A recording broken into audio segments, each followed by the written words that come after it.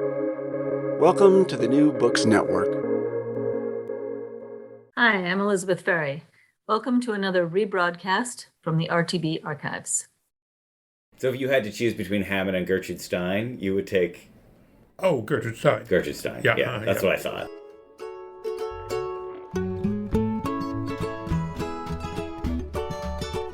From Brandeis University, welcome to Recall This Book, a podcast that looks backwards to see into the future.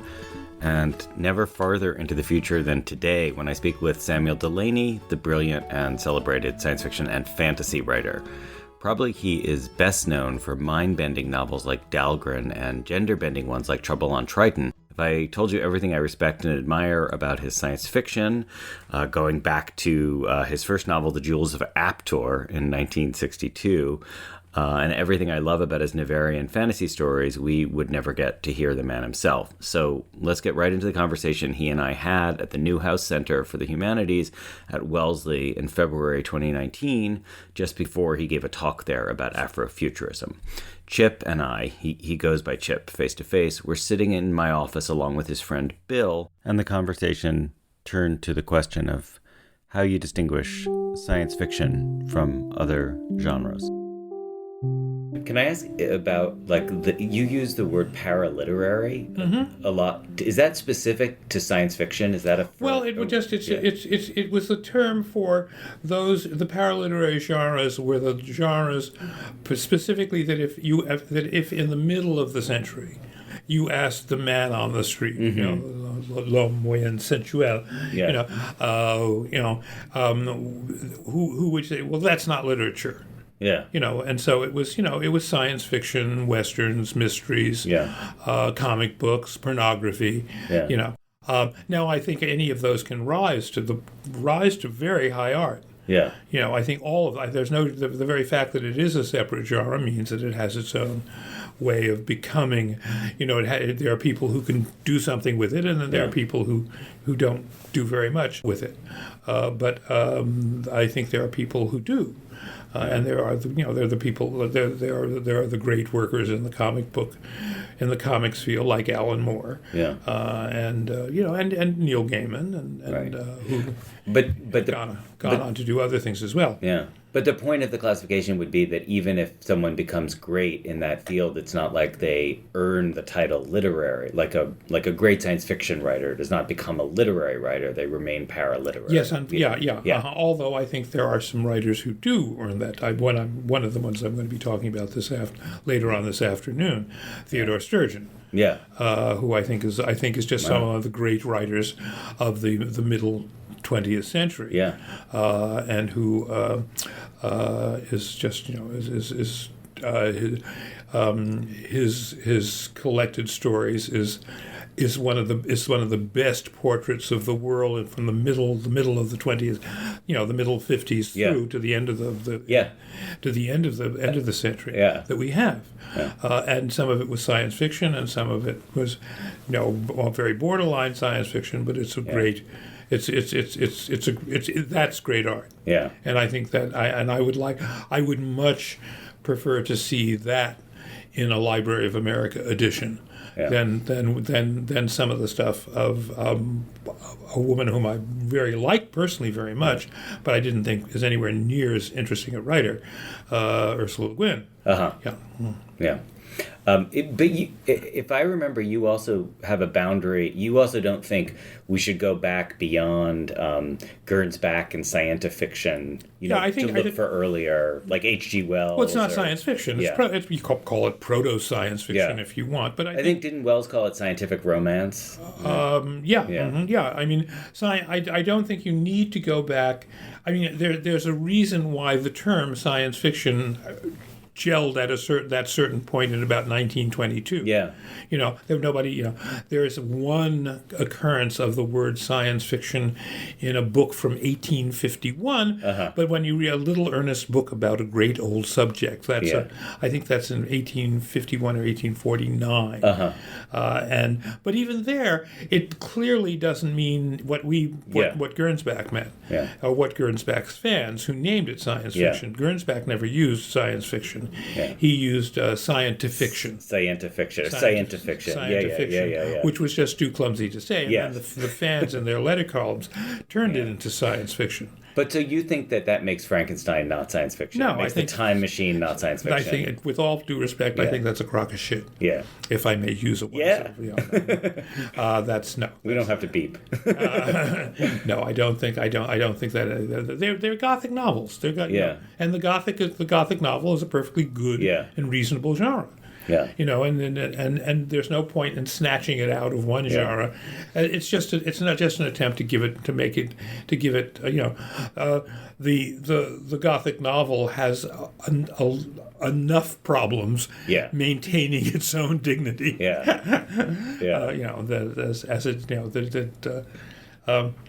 And how do you feel about the different labels applied to your own writing? Do you feel like you have books that get lumped into one category that you really think belong in a different category, or if anybody will read them at all, I'm very pleased. Yeah, I mean, I call the Neveryon books.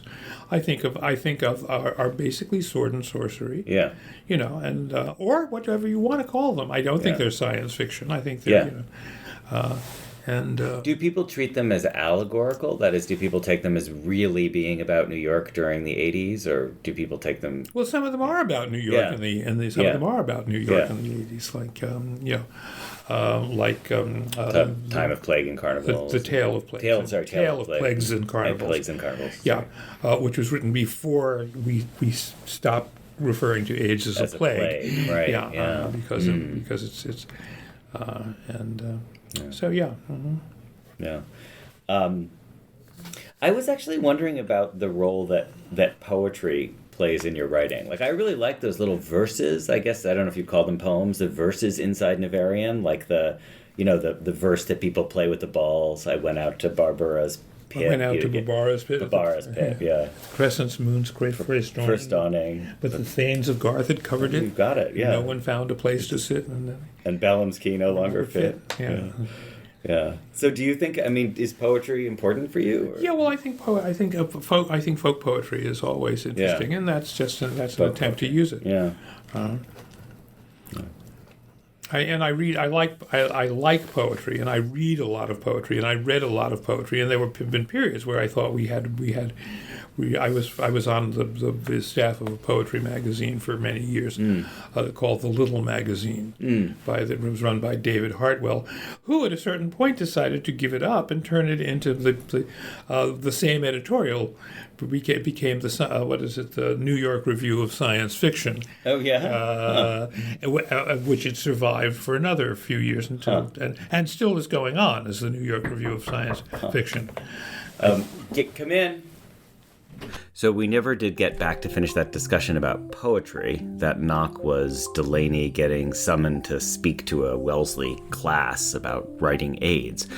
And then, unfortunately, right when we got started again, about 90 minutes later, and we had returned to talking about one of my own favorite writers, I had just turned on a ridiculously noisy coffee machine. What stories are you talking Talking about the infamous Phil K. Dick. Is he infamous in your opinion? I was never a Philip K. Dick fan. No kidding, really? I like his non-science fiction very much. Yeah. I like his Memoirs of a Crap Artist, Mary and the Giant. I edited Mary and the Giant. Oh, no kidding. Yes. Have you ever read that early one in Milton Lumpke territory? No. About the typewriter salesman? No, I haven't. I like that one. Yeah. But the science fiction never got to me. Yeah. I don't think I've ever finished Man in the High Castle. Yeah. And Do Androids Dream of Electric Sheep? You're not a fan of that one? I like the movie. Yeah. I like Blade Runner. Sure. And there's sugar behind you, too, if you want. Yeah. I like the book better than the movie, but I know I'm basically alone in that. Most everyone loves the movie more. Well, I don't think I ever read the book all the way through. Yeah. Again, as I said, I was never a Philip K. I don't know why. Yeah. It just seemed very pedestrian. Well, you care about the language. Yeah. And I would say he's like Yes. His politics are High fascinating. I mean, They are fascinating. that's what's good. I mean, he has a sense of the ordinary guy Yep. that I think is great. But that's for me, that's the high point of Yeah. I have a friend who just wrote an article about him, and it turns out he was very pro-life. Did you know that? Like, he was I'm not surprised. fierce about abortion rights. Do you want milk or sugar? Huh? Yeah. I'm also. Yeah, I do know that. I know he got into a big argument with Joanna Russ, who is one of my favorite writers. I love her. Yeah, and that they, But so, Chip, something that you were saying reminded me of something you said about the sentence. Like, is that the sentence is the most important unit of writing for you? yeah, for me, yeah. Mm-hmm. Yeah. Yeah. And I think I go along with Stein that the paragraph is the emotional unit Right. of the English language. Right. Yeah. Mm-hmm. Yeah, but you also have it as it's also a point about the sentence instead of the word. I think like the part that I was reading was apropos of your skepticism about the idea of the logos. Mm-hmm. Yeah. So is that how you think of your own writing? Do you think of it as sentence Basically, making? yeah. Yeah. Mm-hmm. And is that different for science fiction versus fantasy versus other kinds of writing? No, I don't think that's where the difference lies. I think all writing requires that, but I think the science fiction allows some combinations of words. Science fiction is a genre, and it's a genre that is distinguished because certain things can happen in the language in science fiction that don't happen anyplace else. Yeah. That certain science fiction tends to take the literal if it has a choice between a figurative meaning and a literal meaning, it's the literal meaning is already opened. Yeah. It's always open. Yeah. Her world exploded. Yeah. It's not an emotionally muzzy metaphor. It can actually mean that a planet belonging to a woman blew up. Right. As in Princess. Princess Leia. Or, right. Yeah. Her world exploded. Yeah, I see. So science fiction is like actualization. Yes. Or he turned on his left side, which is insomniac tossing. Yeah, but you can turn on. You can turn on the switch on your sinestral flank. Yeah. And there are all these the door dilated. Yeah. Which is a line from a Harlan Ellison from a Heinlein novel. Yeah. Which knocked Harlan Ellison's socks off once, because it meant that that the door had literally dilated. Yeah. That there was an iris aperture thing again. Yeah. In Star Trek, they always make that joke whenever they find a 20th century spaceship. They'll always walk up to the door and say, "Oh, the door is broken," and then somebody has to go and physically open the door because it doesn't. Yeah. Right. Yes. Yeah. Mm-hmm. This door is not dilating. And the writers. Yeah. But I was thinking of another connection when I was reading that, Chip, which is in the Neveryon books. You're also, it seems like one of the things you're talking about in Neveryon is that there's kinds of that language is a powerful force also. Yes. There's that image of language. It's like if you write people's names down, you can control them. Mm-hmm. Yeah. Well, I think that's always been that's in Neveryon, for instance, the gods the gods are those who cannot be named. Yeah. They have a whole series of nameless gods. Yeah. It's not just one nameless god. They're all their really important gods you just don't name. Yeah. Yeah. Uh-huh. One of the things in Neveryon, I don't know, have you read the entire sequence? Yeah. Oh, you have? Okay. Well, it doesn't capitalism doesn't get invented until money gets invented. Right. Money. Yeah. Right. Well, I was sort of wondering whether writing was the moment that capitalism gets invented, or Yeah. And it follows the Levi-Strauss thing. What is writing used for? To keep track of the work of slaves. Yeah. Yeah. Right. What's the basic use for writing is to make sure you know what the slaves are producing. Yeah. So I was reading how important Levi-Strauss was to you. It sounds like you were reading Levi-Strauss the same moment that. I was reading some before. I started reading Levi-Strauss when people first started reading him. Yeah. Like in the mid-'60s then. Yeah, right. Yes. Yeah. Mm-hmm. So before a lot of the post-structuralist stuff had been translated into English, that Levi-Strauss comes before. Yeah, well, he was the first. He was the first that got translated. Yeah. So I had a big open-ended question, and I kept trying to get a less open-ended way of asking it. But basically, I was wondering about the ways that people think about the categories of race and sexuality and gender have changed a lot in the decades you've been writing. Yeah. How has that? Did those change? Are you aware of those changes being? Did they make a difference for you in your writing, or? Well, yeah. Well, they make a difference. Certainly, they make a big difference about the way I live. Yeah. I mean, I didn't. I mean, Stonewall didn't happen until I was 27 Yeah. years old. Yeah, yeah. And I was, And, You've been published writer for like 7 years by then, or 8 years. Right. Yeah. And I was one of the first people to come out in science fiction. Yeah. Even before Stonewall. Yeah. But I didn't. But and those were the ones that got me the prizes. Yeah. Things like I and Gomorrah and Time Considers the Helix of Semi-Precious Stones. Yeah. Those are the ones that got the Nebula Awards. It was almost. I've often said that if gay people didn't exist, straight people would have had to invent them. But then also you had books Because the Science Fiction Writers of America was not a gay-friendly organization. Yeah. Boy, was it not. Yeah. I mean, it was not sensitive at all. I mean, some of the things that went on in the newsletter were enough to curl your toes. But at the same time, they were the things that when you wrote about something like that, people like to hear them, and those are the ones that got the prizes. Were you more aware of it being of issues around being gay, or was race or sexuality like in the science fiction world, were they both things that were threatening for you? I know you've written about moments where you felt like put on the spot because you were raised too. Mm-hmm. Yeah. The article I had in mind is called Racism and Science Fiction, and it appeared in 1998, but it's about a moment in 1968 when at an awards banquet, the young Delany won 2 Nebula Awards, which is kind of like winning 2 National Book Awards in different categories. As he walked by Isaac Asimov's chair, Asimov said in a stage whisper, Chip, we only voted you those awards because you're Negro. Yeah. In fact, Asimov you mentioned as someone who said something. And he was making a joke. He was making a joke when he was making a joke.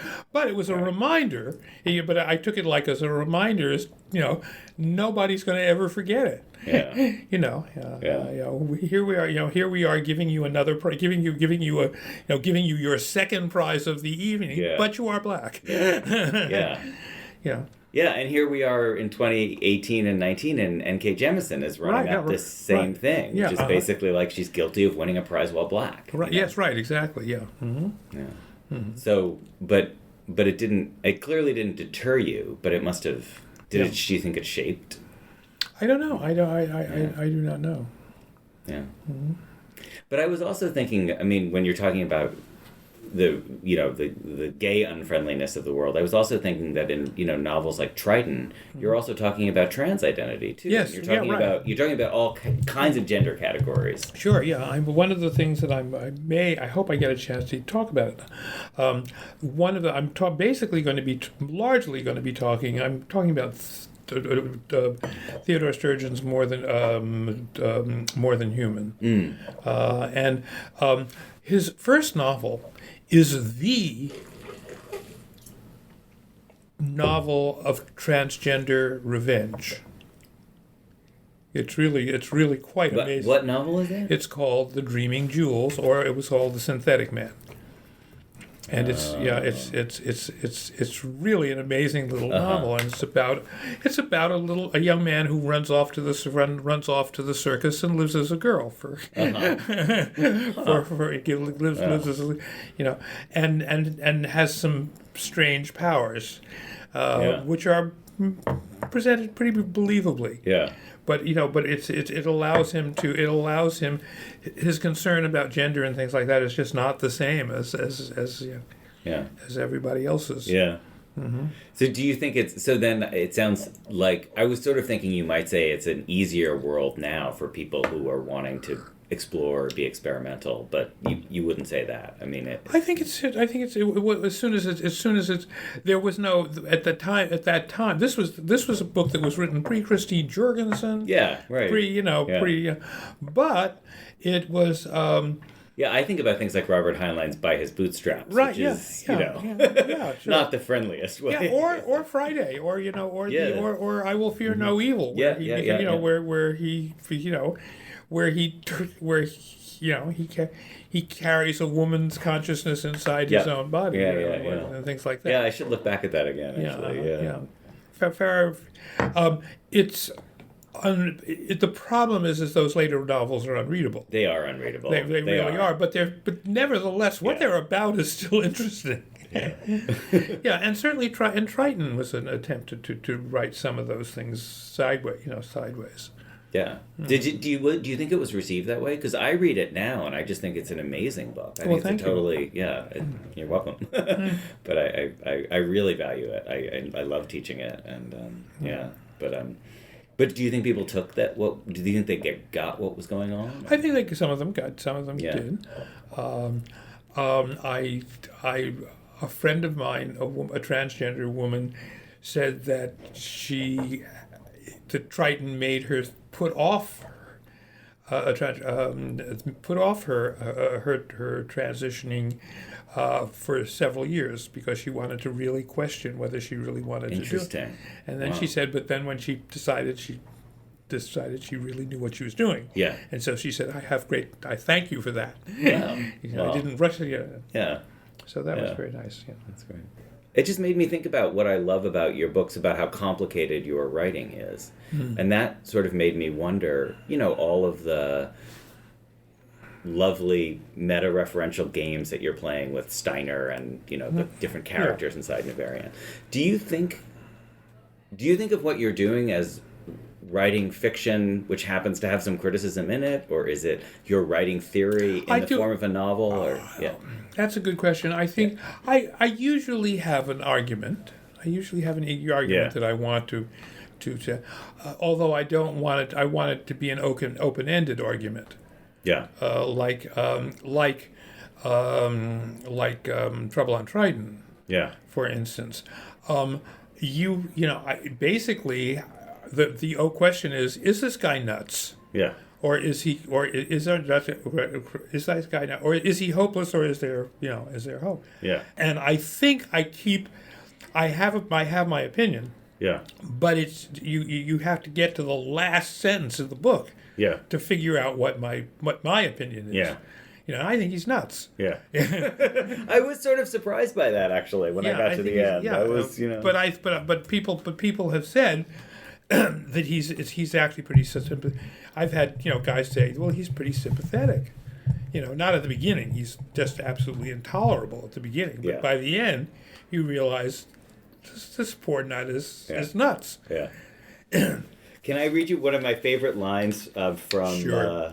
This is inside in Neveryon. I'm not sure exactly where it is, but you're describing how being in the world of Neveryon works. You say, imagine going to a wonderful gallery exhibit. Do you remember this? Yes. With an intelligent, witty, well-spoken, and deeply cultured friend, an expert in the period, richly informed on the customs and economics of the time, and a friend who you only wished, as the two of you walked from painting to painting, would shut up. Shut up. Yes. So is that how you think about? This was not me. This was Elizabeth Lynn. Oh. In fact, I ascribe it to Elizabeth Lynn, who said this at a party. Yeah. She liked them. She said, and I thought, what a great.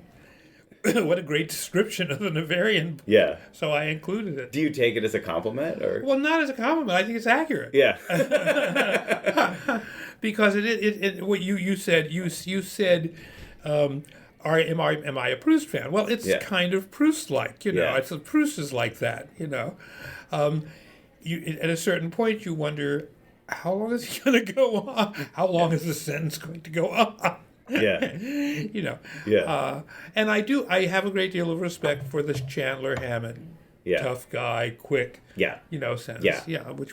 Which I'm always aspiring towards. But then I'm Hemingway and the 6-word short story. Right. Yeah. Yeah. But that's not you. No. Although I'm always dragging it behind me. Yeah. Yeah. That's actually really interesting. Yeah. So you're not.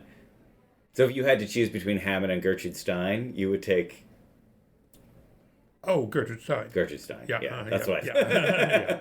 I think she's one of the great critics of the and a great. I used to go on New Year's Eve. There was a place called the Paula Cooper Gallery in New York, Yeah. and before 1982 until the place closed down, we would go to, and every year we would alternate between reading Finnegan's Wake paragraph by paragraph, Yeah. and reading The Makings of Americans. Wait, which gallery was this? The Paula Cooper Gallery. Yeah, I went to that. I went to that when I was in the end of college, like There you 1989 go. or Well, I'm something. surprised if you kind of 3 o'clock in the morning, you might have seen me reading. Ah. Wow. Yeah, the Paula Cooper Gallery. Wow. Yeah, That's Paula amazing. Cooper. Yeah. Mhm. Wow. No, Yeah.